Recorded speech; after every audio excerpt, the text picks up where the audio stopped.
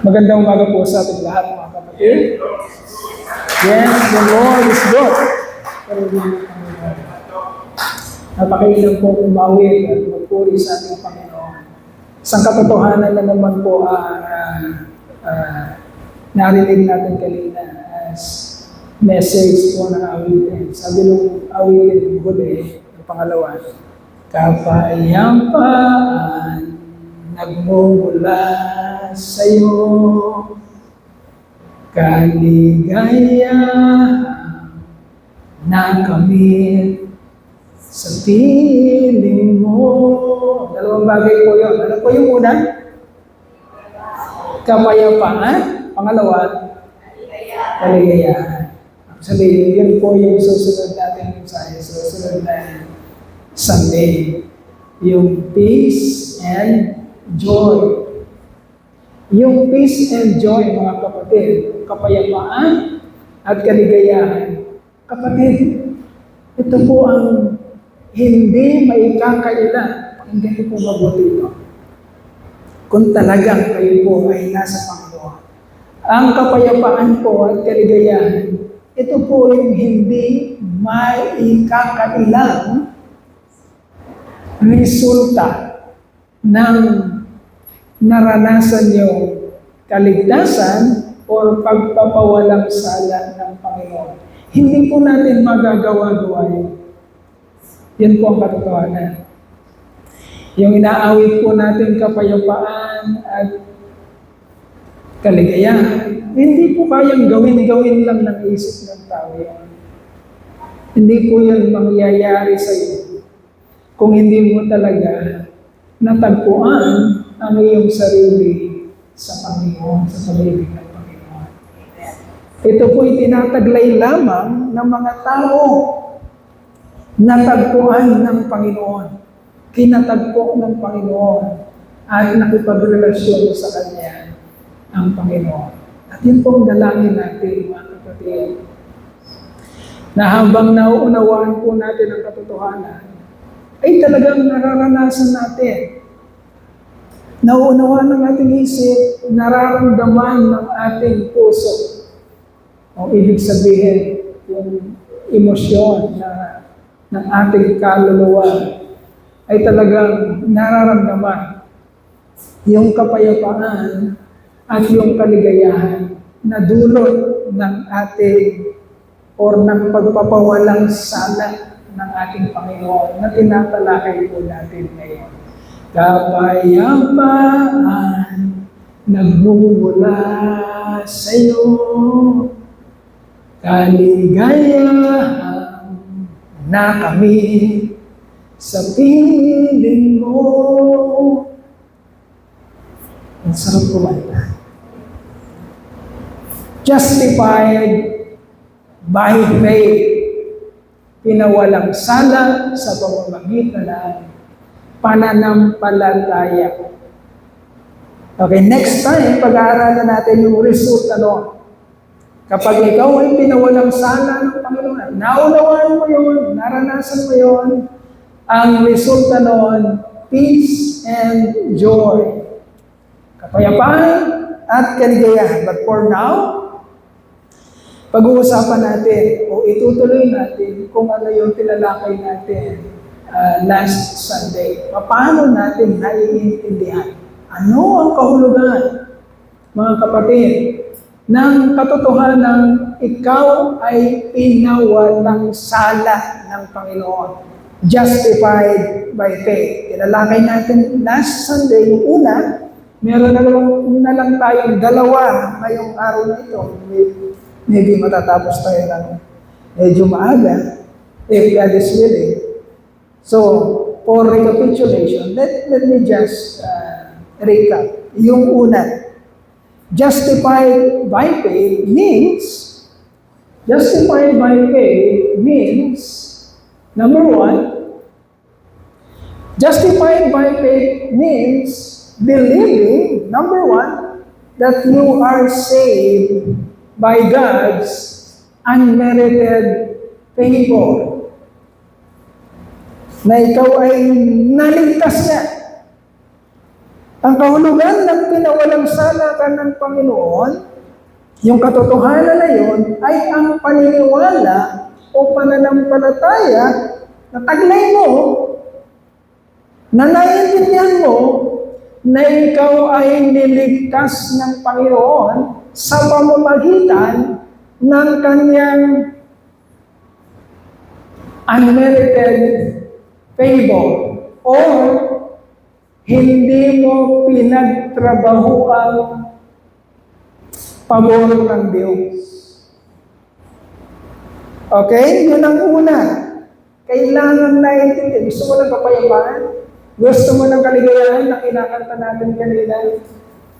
Kailangan maunawaan mo na pinawalang sala ka na ng Diyos sa pamamagitan ng kanyang walang hanggang kagandahang loob. Period. Period, ha? Huwag mong dadagdagan yun, kapatid. Huwag mong dadagdagan ang katotohanan na yun. Niligtas ka, pinawalang sala ka ng Diyos dahil lamang sa kanyang kagandahang loob. It is only by God's unmerited favor to you. It is a gift to you. Pakinggan mo mabuti, kapatid. Ito'y regalo sa iyo ng Diyos. Yung kaligtasan, yung pagpapawalang sala, regalo ito ng Diyos. At hindi niya ito, pakinggan mo mabuti, obligasyon sa iyo. It is not an obligation. Paano nagkakaroon ng obligasyon ng isang tao?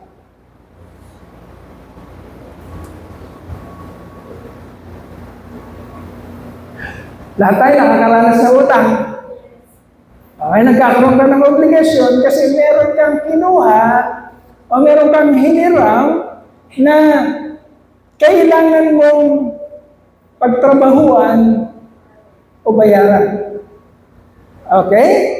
Kaya nagkakaroon ka ng obligasyon. Okay, pakinggan natin mabuti. Ang Diyos ba may obligasyon sa iyo?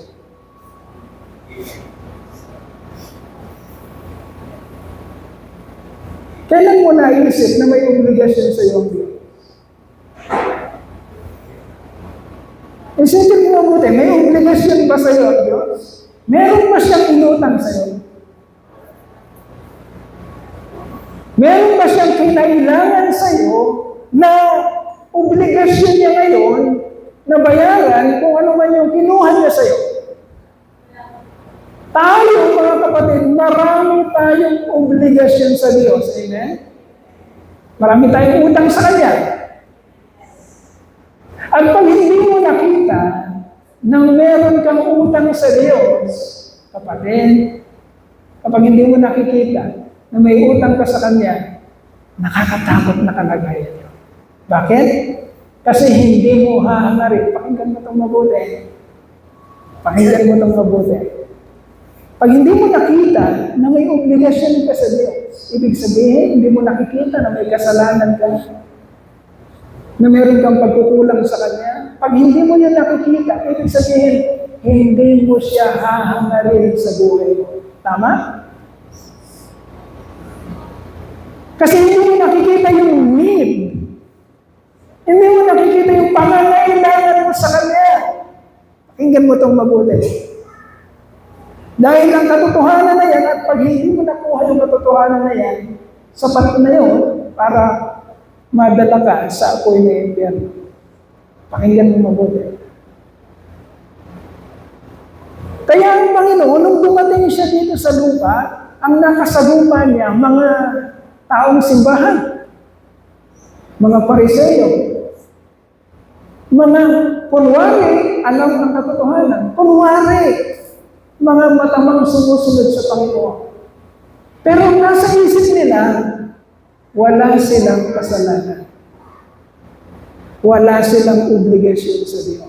Yun ang nasa isip nila. Kaya ang pagdating ng Panginoon, na tinatawag nating tagapagligtas, hindi nila kinailangan ang tagapagligtas. Okay?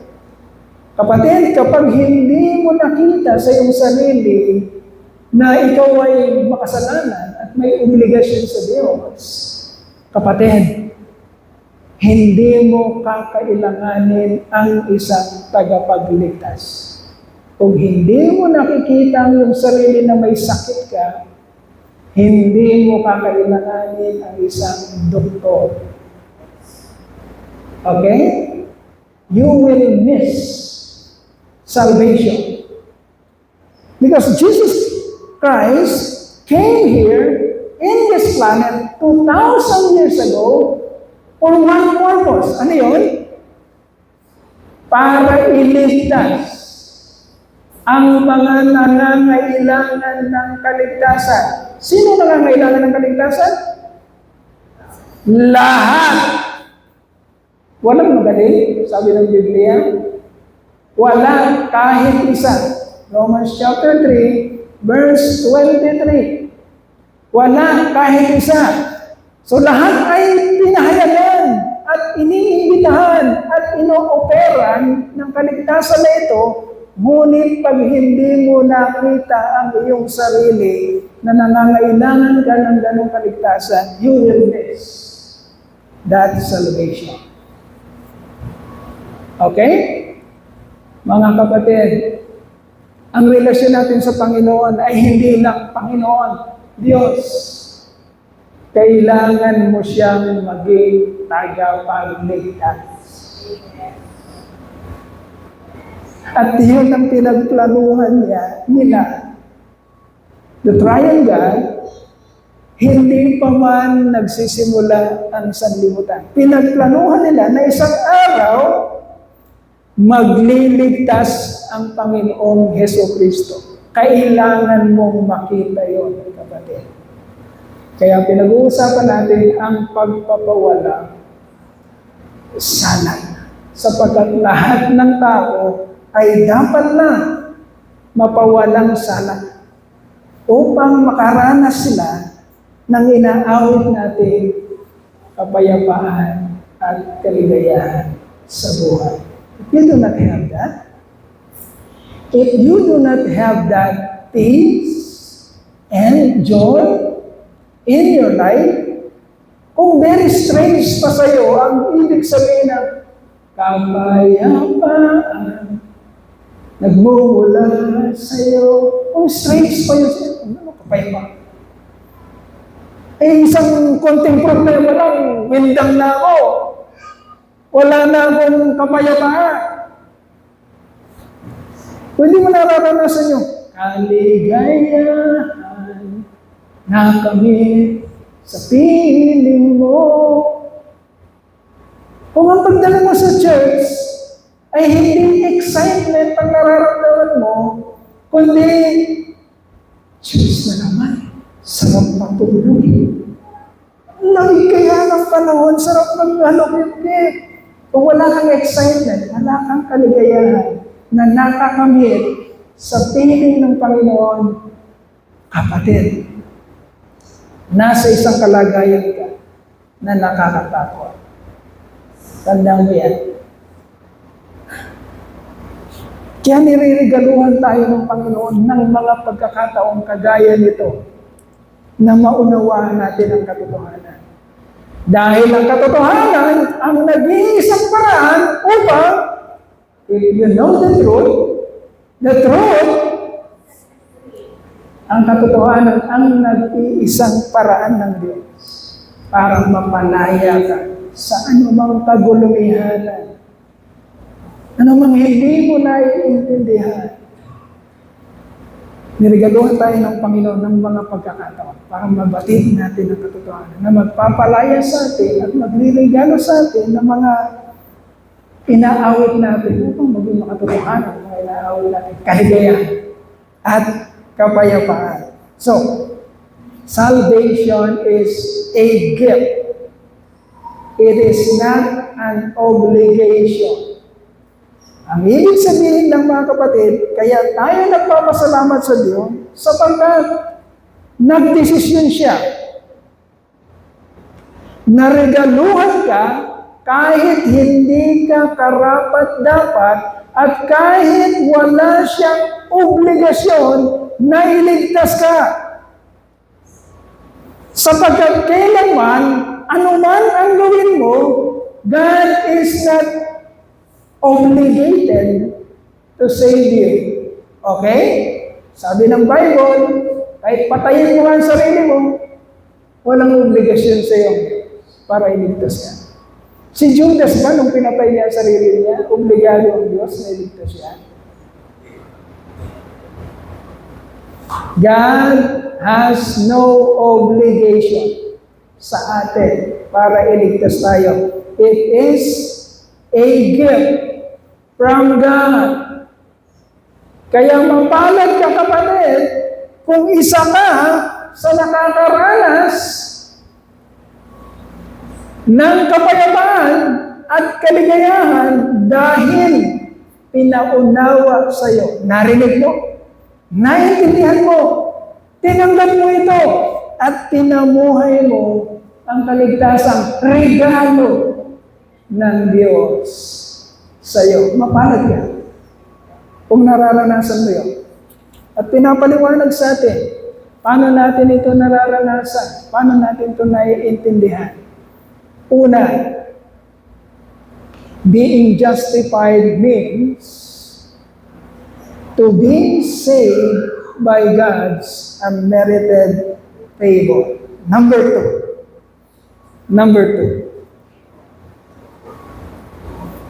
to be justified by faith means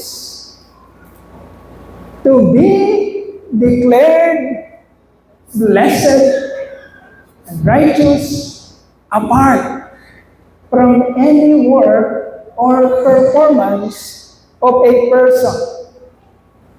Okay? Kaya hindi tayo nagyayabangan dito mga kapatid. Kaya pinopromote natin sa church natin na ito na pantay-pantay tayo lahat. Walang magaling dito. Kahit si pastor hindi siya magaling, kahit si pastor ay bagsak, walang magaling dito. At ang kaligtasan natin ay hindi natin nakamtan kasi magaling tayo, nag-perform tayo, nagtrabaho tayo ng higit kaysa sa iba. We are declared blessed and righteous by God apart. Hiwalay sa anumang ginagawa natin. Hiwalay. Because righteousness, mga kapatid, ang pagiging matuwid, ito ay parang isang kataasan o height na kailanman hindi natin kayang akyatin. The standard of righteousness of God, ang standard ng katuwiran ng Diyos, ay isang bagay na kailanman unattainable para sa atin. Kung gusto mong gamitin ang ruta, listen very carefully, kung gusto mong gamitin ang ruta ng works or effort para makapunta ka sa Diyos, kung yun ang gusto mong gamitin ruta, gayahin mo ang Panginoong Heso Kristo na hindi natin kailanman magagaya. That is the very standard of righteousness of God. Ang standard ng righteousness na yon, from day one, pinanganak kang sanggol, hanggang sa matapos ang buhay mo, kailangan wala kang bahid na kasalanan. Ganun ba si Jesus? Ganun ba siya? Kaya nga, naging karapat dapat siyang ihain na sakripisyo kasi ang requirement ng langit mula sanggol hanggang sa kamatayan, kailanman hindi nabahiran ng kasalanan. That is the standard of righteousness of God, which only Jesus Christ supplied. Siya lang ang nakapag-supply ng ganong righteousness na hinahanap ng langit, making Him the acceptable, once for all sacrifice for our sins. So if you want that road, yun ang ruta na gusto mo, trabaho mo, effort mo, kagalingan mo, magtrabaho ka ng kagaya ng trabaho ni Jesucristo. At lahat tayo aamin dito na hindi natin kaya. Kaya sumasalalay tayo, ilalagay natin lahat ng ating pag-asa at pananampalataya sa kung ano ang tinapos na gawain ng ating Panginoong Jesucristo. Jesus Christ has finished the work 2,000 years ago at the cross of Calvary when He cried aloud, "It is finished!" Siya lang ang gumawa. Huwag mo nang kopyahin. Huwag mo nang yabangan ng sarili mo. Susugatin ko yung likod. Papaduguin ko nga yung likod. Luluhod niya mo ng lalakad. Huwag mo nang gayahin. Hindi kapapansinin ng langit. Sapagkat isa lang ang pinansin ng langit para sa kaligtasan ng lahat ng mga hilirang ng Diyos. The righteousness that came from God. Sino siya? Jesus Christ. God made Jesus Christ, who had no sin, to be sin for us, for me, for you, so that through that righteousness of God, Jesus, we who are sinners might become the righteousness of God. Sana naiintindihan natin yung mga kapatid. Kaya wala tayong yabangan. Hindi pwedeng magyabang si Pastor Doy.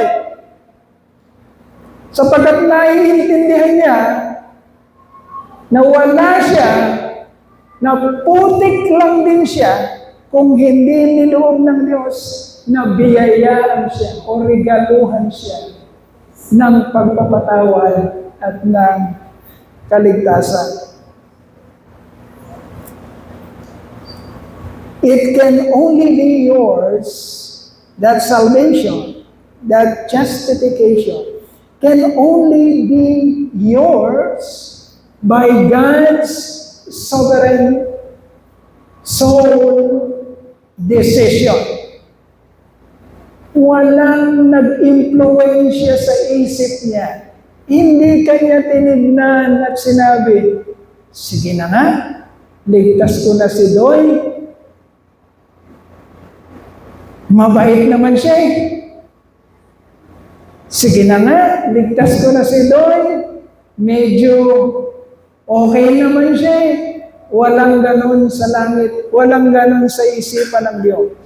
It is His sovereign decision. And that decision, nag-aaralan natin, that decision has been made even before the foundation of the world. Ibig sabihin, sabi nga ng Romans chapter 9, bago pa man ipanganak si Esau at si Jacob, bago pa man sila makagawa ng mabuti o masama, niloob na ng Diyos na yung panganay ay maglilingkod sa nakababata.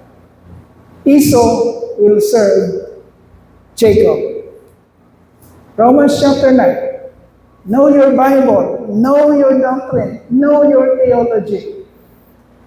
At magre-resulta ito sa inyo ng kapayapaan, kaligayahan na kami sa piling mo.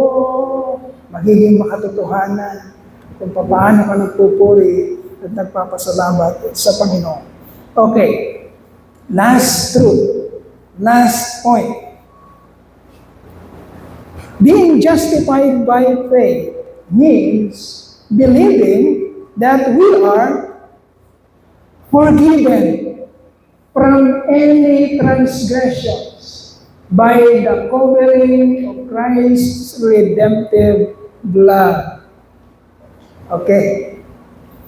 Being justified by faith means believing na tayo ay pinatawad, mga kapatid, sa lahat ng ating kasalanan.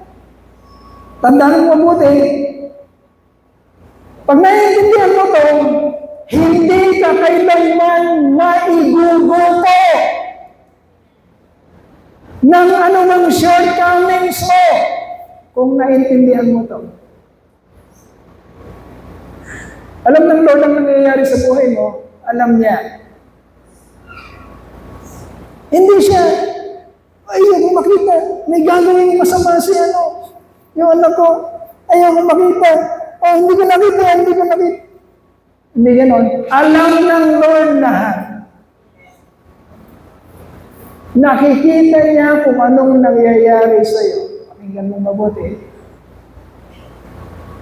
Alam niya kung gaano kalalim ang pinagdaraanan mo. Alam niya yon.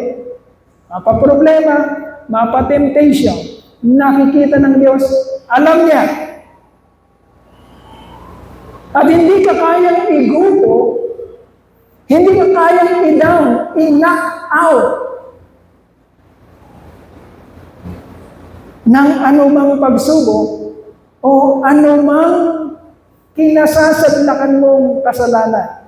Kapatid, kung pinapaunawa sa iyo at naiintindihan mo ang katotohanan, pinawalang sala ka sa lahat. Hindi sa isa, hindi sa dadalawa, kundi sa lahat ng iyong kasalanan. At makakamtan mo yung katotohanan na yon, yung truth na yon, sa pamamagitan ng pananampalataya.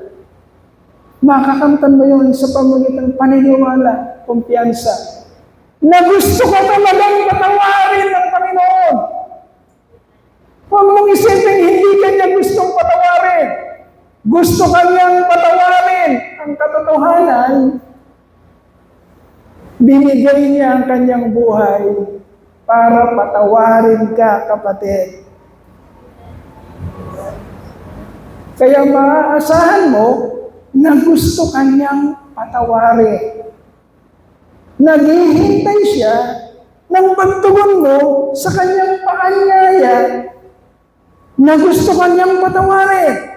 Naghihintay siya sa pagtanggap mo na ang kamatayan ko ay para hugasan ang lahat ng iyong kasalanan. Ang dugo kong itinigis ay panghugas at pangtakip sa lahat ng iyong kasalanan. Amen.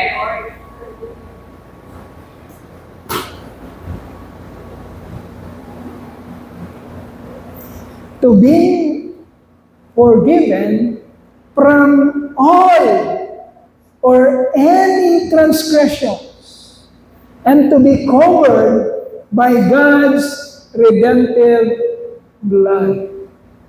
To be covered.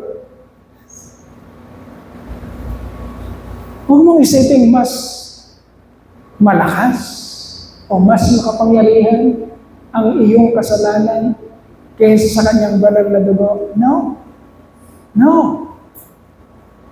The deepest sin, ang pinakamalalim na kasalanan, cannot rise above the love that God gave for us when He died at the cross of Calvary. Walang anumang kasalanan ng hihigit at mangingibabaw pa sa taas, sa lawak, sa lalim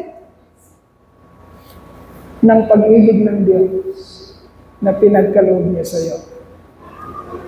Sa krus ng Kalbaryo.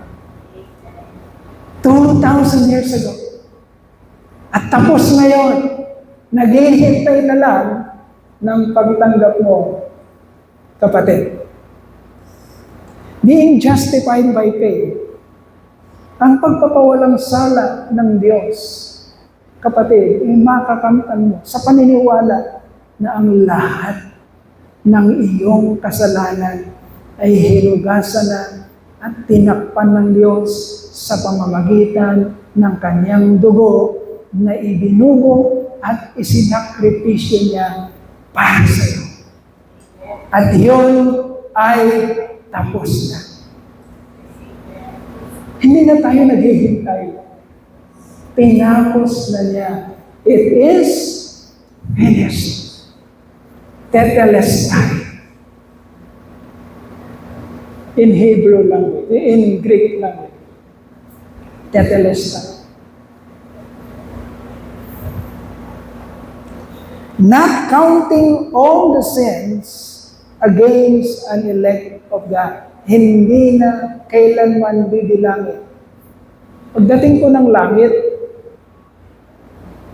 hindi ko nataglay yung, teka, napanood ba ng Panginoon lahat ng ginawa mo? Sandali. Haharap ako sa Panginoon. Nakita ba yung mga pinaggagawa kong karimari-marin? Nakita ng Panginoon. Teka, bubuksan pa ba niya sa akin ito pagdating ko ng langit? No. I'm telling you the truth, my dear brethren. Pag-aaralan natin sa mga susunod, you can approach the throne of grace with wala yatang kumpiyansa ako naririnig.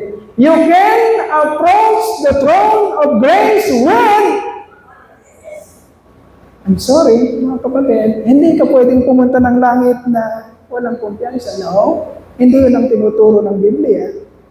I'm sorry, gisingin natin ang mga sarili natin. When we go to heaven, mga kapatid, dito pa lang, pinapractice ka ng Lord na pagharap mo ng langit, meron kang kapayapaan, nagmumula sa'yo, kaligayahan na kamit sa piling mo.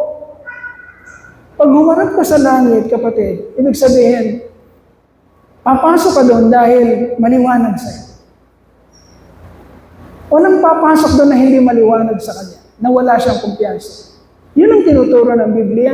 We can approach the throne of grace with confidence.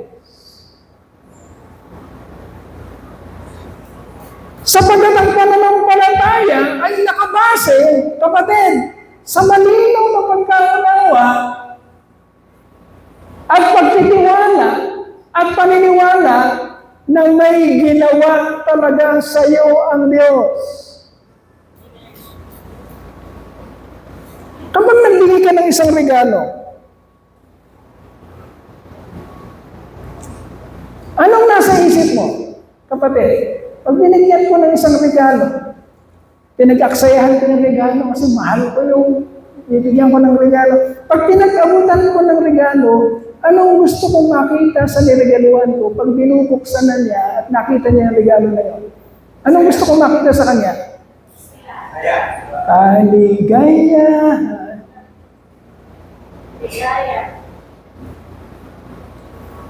Anong itsura, mga kapatid, na nagpakahirap ng Diyos, ibinigay niya ang lahat.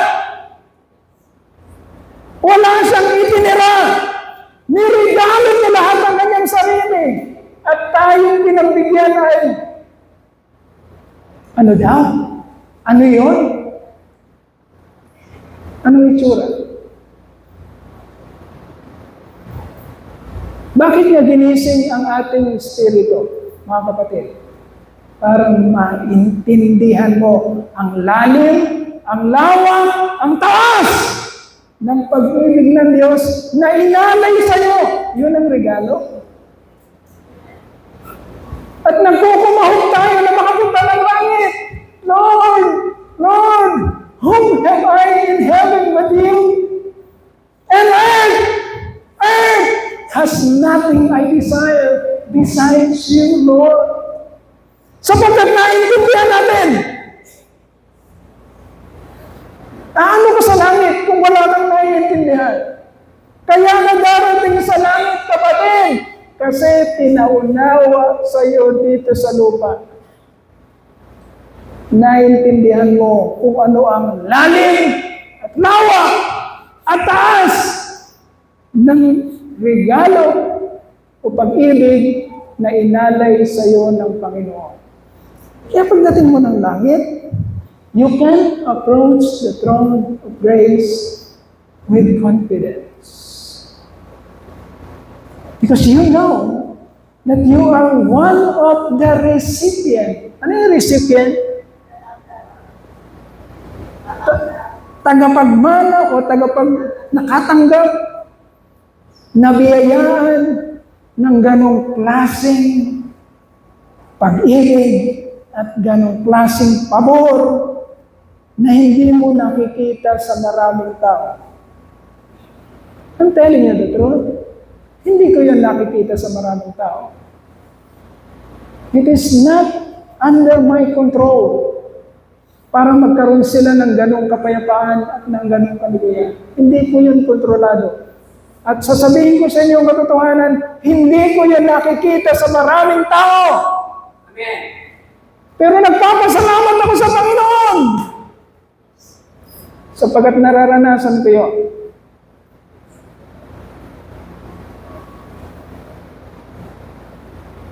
At kapos din ang aking kakayanan na ipaliwanag ng buong buo kung ano ang aking nararanasan. Kulang din ang aking buhay para may paliwanag ang lahat ng aking nararanasan. Pero umaapaw ang pagpupuri at pagpapasalamat ko sa Panginoon sapagkat isa ako.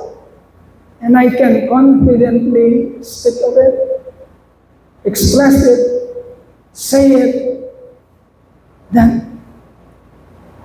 natagpuan ko talaga yun. Ang kapayapaan at kaligayahan, dulot ng pag-ibig ng Diyos na inalay niya para sa akin.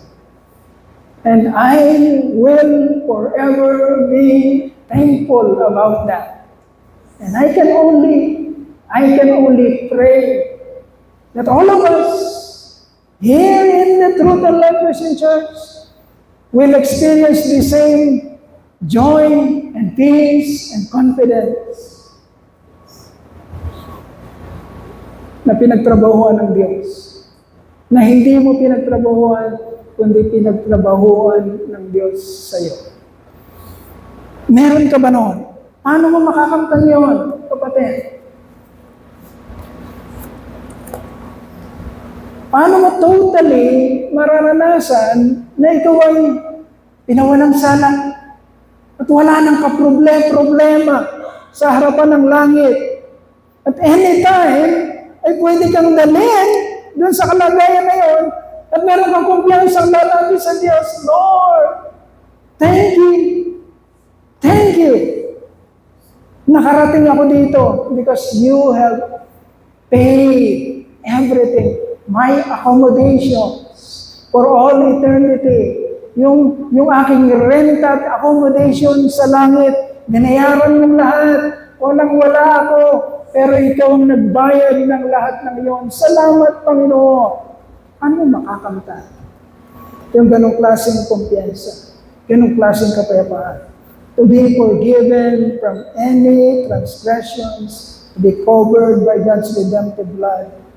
To know and understand that all your sins, ang lahat ng iyong kasalanan ay kailanman hindi na binibilang. Ang lahat ng iyong kasalanan ay tinapo na ng Diyos as far as the east is from the west. Kailanman hindi na makikita. Kailanman hindi na mabubuklat. Your sins are remembered no more. hindi na kailanman inaalala. Paano?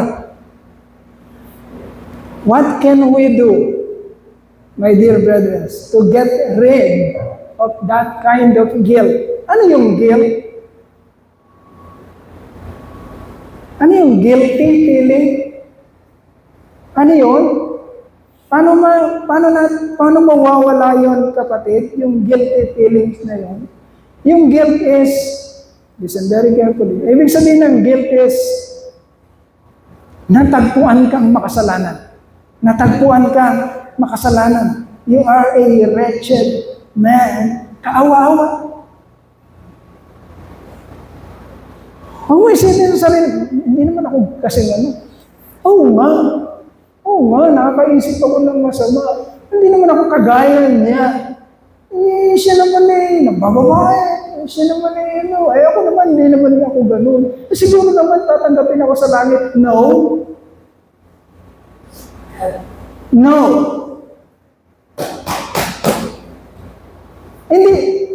Hindi ka man ng babae, hindi ka man ng lalaki, hindi ka man ng anunya, hindi ka man nagnakaw.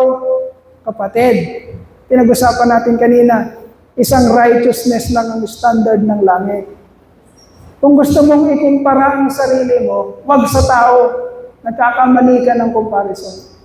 Ikumpara mo ang sarili mo, kanino? Kay Kristo. Tignan mo yung agwat mo sa katuwiran ni Kristo. Hindi ka man ng babae, hindi ka man nagnakaw, pero tignan mo ang sarili mo. Kasing tuwid mo ba si Jesucristo?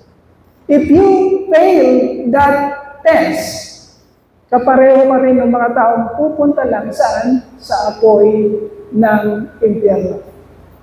Dahil, sabi ng banal na kasulatan, walang matuwid, wala kahit isa. Okay?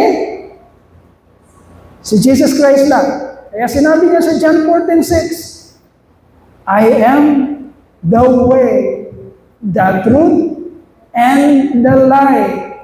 No one comes to the Father but by me. Huwag kang pupunta kay Kikuloy. Kay Jesus Christ lang.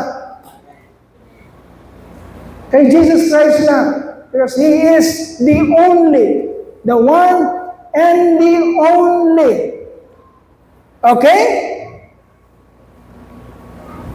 So King David, kasi sinabi dito sa pinag-aralan, sa binasa natin last Sunday, sabi dito sa verse 8, sabi dito sa verse 8 ng Romans chapter 4, verse 8, sabi doon, blessed is the man whose sin the Lord will never count against him. Pakinggan mabuti. Sabi ni King David, mapalad ang mga taong ang kanilang kasalanan ay hindi na bibilangin ng Diyos. Nakasulat yun. Meron pala, listen very carefully, meron palang mga tao na ang kanilang kasalanan ay hindi na, you're not listening, hindi na bibilangin ng Diyos. Meron palang mga taong gano'n. Kaya sabi ni King David, mapalad ang mga tao na yun, ang mga tao na ang kanilang kasalanan ay hindi na bibilangin ng Diyos.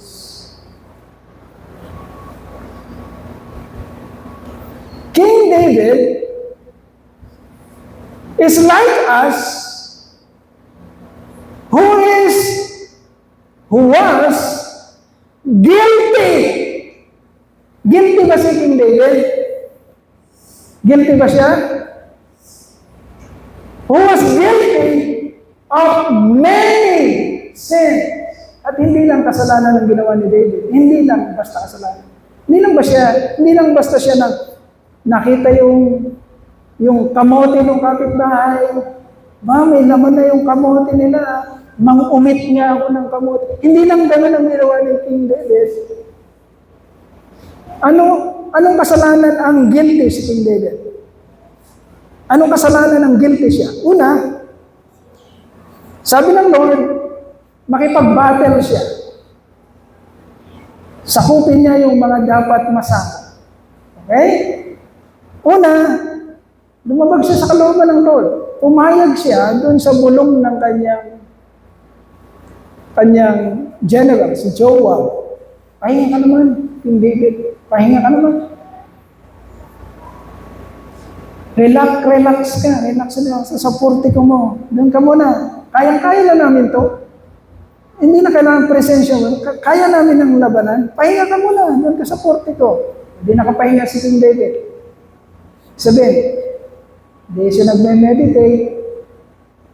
Walang basa-basa ng Biblia. Sino hindi nagme-meditate dito? Sino hindi nagbabasa ng Biblia dito? Pahinga kayo? Sige, tingnan natin kung ano yung sabihin ng pahinga. Pahinga. Dahil pahinga si David, relax. Hayahayang buhay. Nasa portiko, kita niya ang lahat. Aba, si Bathsheba, nakapahinga eh. Walang meditation, walang basa-basa, walang prayer, pahinga ang utak, nandyan ang tukso. Bathsheba, nagnasa. Yun ang unang kasalanan. Nagnasa nang hindi naman sa kanya. Kala ba natin nagsisimula sa mabilis na kasalanan? Hindi. Sa maliliit lang. Mata-mata muna. Nagnasa. Hindi nagkasya sa pagnanasa. Hindi na nagkasya. Patawag yun. Patawag si Bathsheba. Patawag, dalhin sa aking silid. Pagkayari ng pagnanasa, sumiping, adultery, covetousness, and then adultery. Okay? Nabuntis si Bathsheba na hindi niya asawa. Na asawa ng isang faithful na mandirigma ni David. Nung mabuntis, gusto niyang pagtakpan ang kanyang ginawang kasalanan. Nag-utos siya, patayin yung asawa. Okay? Tingnan nyo gano'ng kagrabe yun. Para makita nyo kung gano'ng kadakila ang pagpapatawad ng Diyos. Patayin si Uriah. Napatay si Uriah. Covetousness, adultery, murder, lying, nagsinungaling. Nasa kanya na lahat ng kasalanan. But David also is the one na nagsasabi ng katotohanan dahil naranasan niya. King David was guilty of terrible sins like coveting, adultery, murder, lying, and yet, pakinggan mo mabuti, and yet, he experienced the joy of forgiveness, of justification. He was justified by God. Na-experience niya sa ganong kalalim na kasalanan. Imagine niyo, sa panahon natin, kung gagawa ng ganoon ang isa sa atin at makakatagpo pa rin siya ng pagpapatawad mula sa Panginoon, gano'ng kalaking pagpapasalamat ang magkakaroon siya.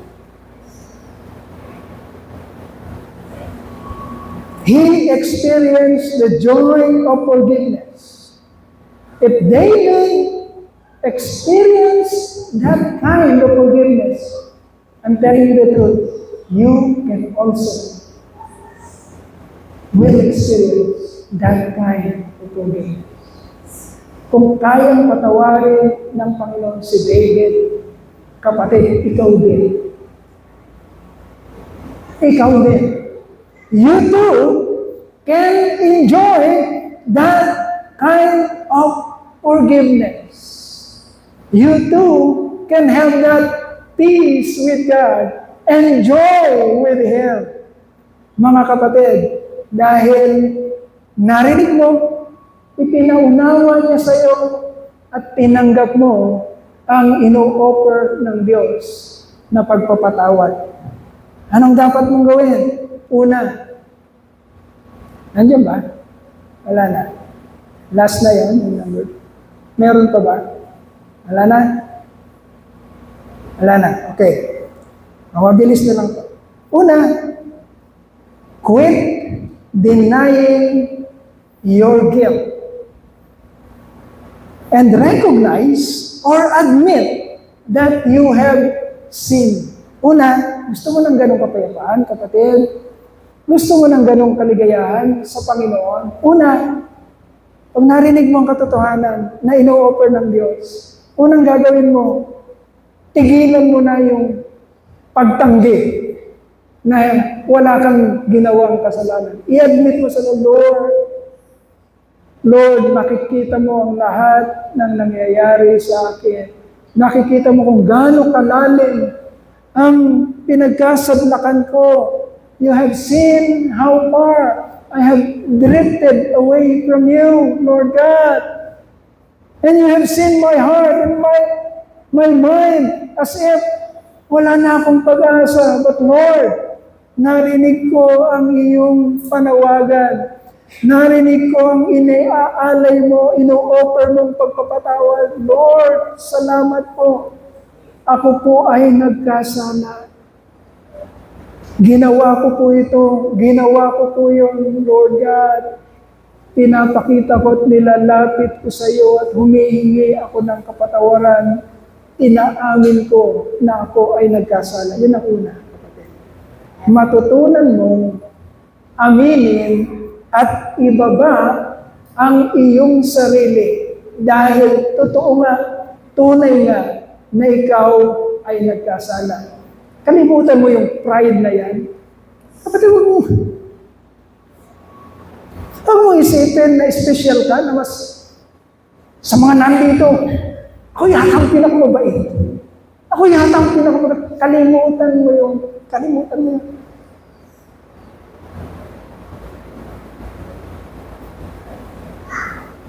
Kailangan sa harapan ng Panginoon, you are humble.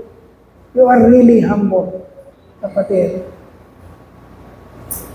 Yung pinapakita mo na kung hindi siya mag-decide na patawarin ka, wala kang pag-asa. Because He is under no obligation to forgive you. Wala siyang obligasyon na patawarin ka. Kaya lalapit ka sa Kanya ng umaamin, tunay na inaalis lahat ng iyong kayabang-yabangan sa isipan, sa puso. Tanggalin mo yan! Hindi mo yan kailangan. Yan ang presensya, ang seat ng diablo sa iyo. Tingin mo na parang mas higit ka kaysa sa iba. Do not think of yourself as something when you have nothing. You are only deceiving yourself. Niloloko mong sarili. When you are thinking that you are something, when you are nothing, you are nothing. Your only hope is to admit, Lord, hindi ko kaya. Lord, ang dami kong kasalanan. Lord, patawarin mo. Yun ang una. Deny our guilt. Quit denying our guilt and recognize or admit that we have sinned, that we are sinners. And then number 2, surrender all our sins to God and wholeheartedly ask for His forgiveness. Surrender mo na. Huwag ka na magtira. Alam mo, nagsisimula akong linisin yung likod namin. Daming damo. Madaling linisin sa ibabaw yung surface. Tabas, isang araw. Nakita mo, malinis. Pero bukas, pagtingin, bakit meron na naman? May mga damo na naman. Bakit? Hindi naputol ang?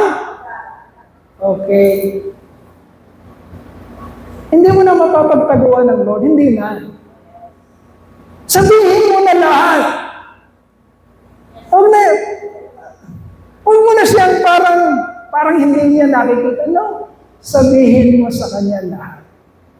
Gusto niya yon na aminin mo sa kanya lahat. Surrender all your sins to God and wholeheartedly ask His forgiveness. Lord, eto ko, Lord, walang-wala, eto na talaga, eto na, sinusurrender ko na sa iyo lahat. Bunutin mo na yung ugat. Kasi pag nagyayabang-yabang ka pa, ganito lang naman, Lord, nagawa ko lang naman yun, Lord, kasi naman, Lord, ganito lang eh. Huwag na. Aminin mo na lahat. Yan ang hinihintay ng Lord, kapatid. Surrender.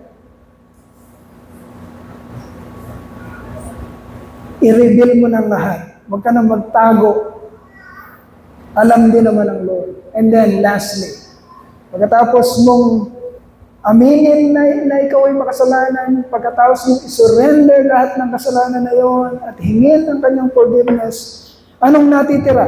Kapatid, let go of your guilt. Believe and be full of confidence that God has already forgiven you. Yun ang pinaka-importante sa lahat. Nung binigay mo na ang lahat ng kasalanan mo, lay there, pinakita mo na lahat ng kasalanan mo sa Lord at nagpakumbaba ka na sa Kanya at humingi ka na ng sumurrender ka na sa Kanya at humingi ka na ng forgiveness. Kapatid, ang pinaka-importante sa lahat is tanggapin mo ng buong puso na ikaw ay talagang nakasumpong ng pagpapatawad. Napakahirap lumakad sa mundong ito na binayaran ang kasalanan mo, pero parang hindi ka pabayad at wala ka pang kumpiyansa. Binayaran mo na yung utang mo sa tindahan na yun, pero tuwing dadaan ka doon, dadaan ako sa tindahan, tatago. Bayad ka na, kapatid. Binayaran na ng Panginoon. Kailangan mong tanggapin with confidence na binayaran ng Panginoon at tinanggap na niya o binigay na niya sa iyo ang kanyang kapatawaran. You have been justified, and that justification ay nangangailangan, kapatid, na kumpiyansa ng pananampalataya. Believe and be confident that you are really forgiven and justified by God sa pamamagitan ng iyong pananampalataya. So, in closing, remember this, my dear brethren. You are justified by God through faith. Kailangan ng pananampalataya kasi hindi mo mai-enjoy yung justification na yun kung hindi mo yun sinasampalatayanan, kung hindi mo yun tinatanggap, kung hindi mo nile-let go ang lahat ng mga kasalanan na yun na pinatawad na ng Panginoon. Kung pakiramdam mo pa rin ay nandun pa rin ang kasalanan, wala kang mai-enjoy. Kailangan i-let go mo yun. You are justified by God through faith. Pananampalataya na ikaw ay pinatawad na. You must be fully persuaded and totally convinced na yung kaliit-liitan, kalaki-lakihan, kalalim-laliman, kataas-taasang kasalanan mo ay talagang kinalimutan na ng Diyos. You must be fully persuaded, totally convinced that God has already forgiven you. He has planned that justification, that forgiveness, my dear brethren, ay pinagplanuhan na ng Diyos yun. Hindi ito afterthought. Hindi ito pinag-iisipan ng Diyos. Sandali. Si Ann, kaya papatawarin ko to. Hindi siya nag-iisip ngayon. Tandaan mo ba, pakinggan mo, hindi siya nag-iisip ngayon kung papatawarin niya. Itong time natin, ngayon lang iniisip ng Lord kung papatawarin niya. Si Brother Al, no. Kapatid, He has planned and decided your justification and your forgiveness long ago. Hindi siya nagugulat kung anong nangyayari sa'yo. Ikaw nagugulat ka. Maraming beses mong nagugulat ang sarili mo. Ba't ko nagawa yun? Ba't ko nagawa yun? Ba't ko naisip yun? Nagugulat ka ng iyong sarili. But God, wala siyang kinagugulat sa'yo.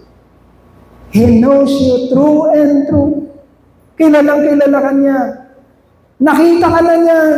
Hindi pa man nagsisimula ang sanlibutan. And He already planned and decided that you are saved, that you are justified, and that you are forgiven through Christ before the foundation of the world. Better believe it. Iyan ang kaligayahan mo. And He has fulfilled it. Hindi lang niya pinagplanuhan na papatawarin ka niya. He has fulfilled it. Naging tapat siya sa kanyang pangako na yung kanyang pinagplanuhan at yung kanyang desisyon ay gaganatin niya sa panahon, sa buhay, sa dugo, sa sakripisyo ng kanyang anak na si Jesucristo. Tapos na yun. He has fulfilled His plan of salvation.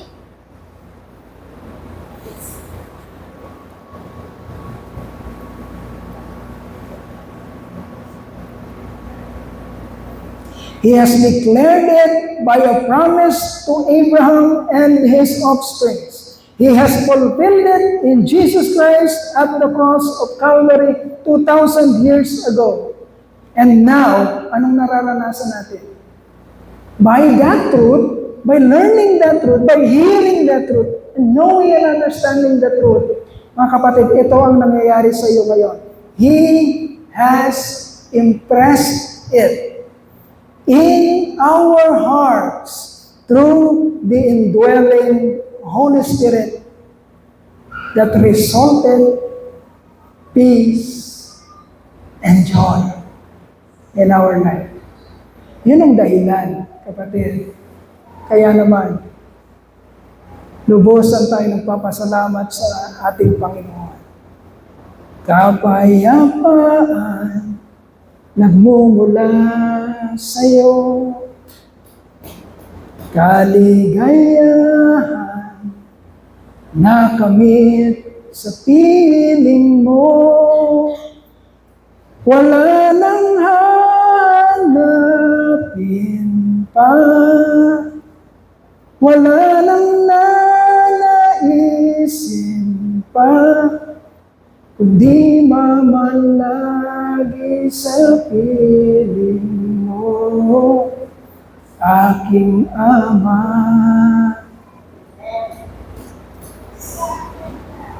Ang resulta ng pagkaunawa ng katotohanan na pinapahayag sa atin ng ating Panginoon ay kailangan mong makita sa isip mo, sa kaluluwa, sa puso mo, kapatid. Kapayapaan at kaligayahan, anuman ang karanasan mo sa buhay. Pag-uusapan natin yun sa susunod na nito. Palakpakan po natin ang ating Panginoon.